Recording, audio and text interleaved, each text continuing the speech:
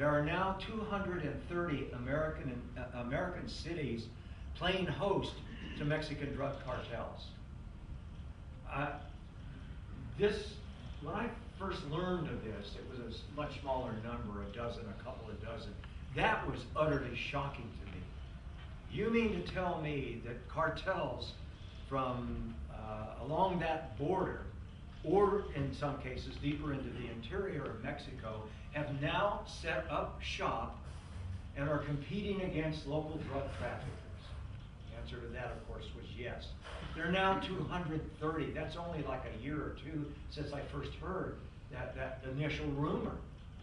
Atlanta, for God's sakes, a landlocked, non-port, non-border city, is a hotbed of Mexican drug cartel activity.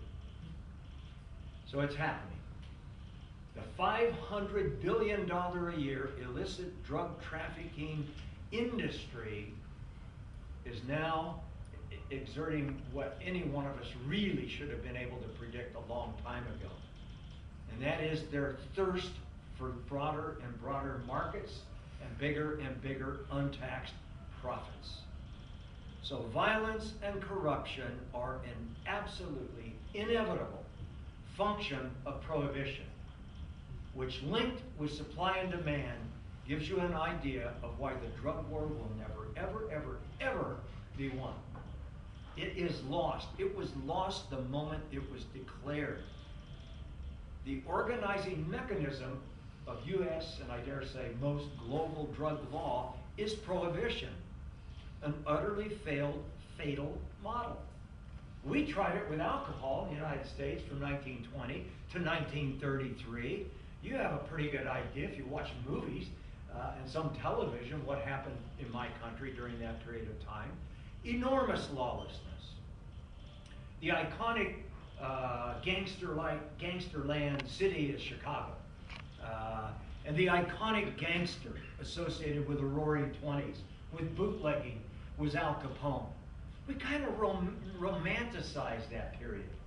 The Roaring Twenties, the Flappers, the Charleston, the bathtub gin, which, by the way, was the form of drug overdose of that day, killing all kinds of people who poisoned themselves or paralyzed themselves with alcohol that they tried to recreate to replace what they had when it was legal. But drive-by shootings, Thompson submachine guns sticking out the back window of a black shiny Ford. The iconic picture is squealing tires and the vehicle on two wheels as shots are being sprayed into an Italian restaurant. And people are being killed on the streets and in the restaurant. It was bad. It was really, really bad. There was nothing fundamentally romantic about the violence and the corruption that took place. Chicago police on the tape. An honest cop was very hard to find in the 20s and early 30s in Chicago. And beyond that, it just simply didn't work. It didn't work because prohibition can't work. It never has. It never will. So prohibition has got to go from the point of view of law enforcement against prohibition and a growing number of other drug policy reformers who are bold enough, imaginative enough, and I dare say brave enough to look deep into the issue and to understand that decriminalizing drugs, while a good thing for users, does nothing about the violence and the corruption. It really does nothing about those who use drugs, abuse drugs, become addicted to drugs, and have to steal to finance their next fix. To steal and fence at a nickel on the dollar or 20 or 30 cents on the dollar property that they take from you and me. I've been burglarized 3 times. I don't like it worth a damn.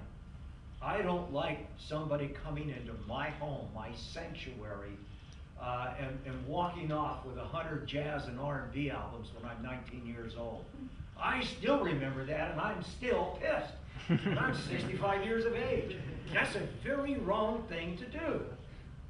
It's a wrong thing to do, I think, to deal drugs on the streets, and especially to kids. But if you're looking to fix, and you don't have the money, you're living this chaotic, miserable existence, what are you going to do? You're going to steal, you're going to fence property. You're going to prostitute yourself, you're going to deal drugs, you're going to do something that is clearly unlawful in order to buy that next injection. And you've lost all your friends, you've lost your family. Your only friend is what you're injecting. And we treat people who are in that state as criminals. So I guess the final argument that I would like to leave you with before I quickly address a model of regulation that might work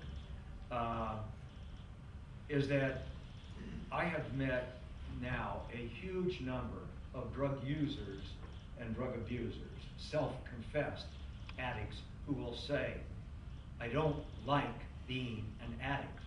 I don't want to live this way. I want something better. I don't know that there's any hope that I'm going to regain family, but I'd like to make some new friends. I really don't want to live this way. But they've been labeled criminals, and if they're from the United States, there are precious few communities that are the least bit hospitable to their plight, who would set up, for example, something as simple as a clean needle exchange, needle and syringe exchange, a methadone clinic, anything that would help people in trouble. Part of that is the legacy of George Bush, but we really can't stop there. We have to go back to Clinton, under whose 8-year administration Plan Colombia was mounted. That was our real hope as a Democratic president. But it goes beyond that. I mean, Nixon declared war on drugs, and Gerald Ford became the next general, followed by Jimmy Carter, followed by Ronald Reagan, followed by Bush the First, followed by Clinton, followed by Bush Jr., and now Obama. We have hopes in my country, those of us involved in drug policy reform, for this administration. But already we've been tested, and he's been tested on drug policy reform, and scored some successes and some failures. Happy to talk about that if you'd like. Let me just say what LEAP's agenda is. We advocate replacing the prohibition model with a regulatory model. Takes no position, the organization, on a specific model, but I will give you Norm Stamper's model simply because all of us have thought this through. I believe heroin should be given to people who are addicted as medicine. I believe the government should provide the heroin. I believe the government, in the form of its doctors and nurses on the government payroll, should in fact dose heroin addicts such that they can reach a maintenance level and actually begin to resume something resembling a normal life. People who have come from a background of child abuse, of sexual and physical and emotional abuse, very often, not always. Some from wonderful families with 2 loving parents who've done all the right things. It can happen. But more often than not, it happens in families where there have been these kinds of problems. So I see medicine being provided to people who need it, which is a net plus economically, as well as from a personal, family, and health and safety point of view. It's real important, I think, that the government oversee all aspects of growing, manufacturing, producing, pricing, packaging currently illicit drugs, so that everyone, every adult, would know what he or she is purchasing. I know there are questions, and I'm hoping there are objections and concerns so that we can talk about those as well. So I'm just going to say thank you very much for listening to me, and let's hear what you've got on your minds.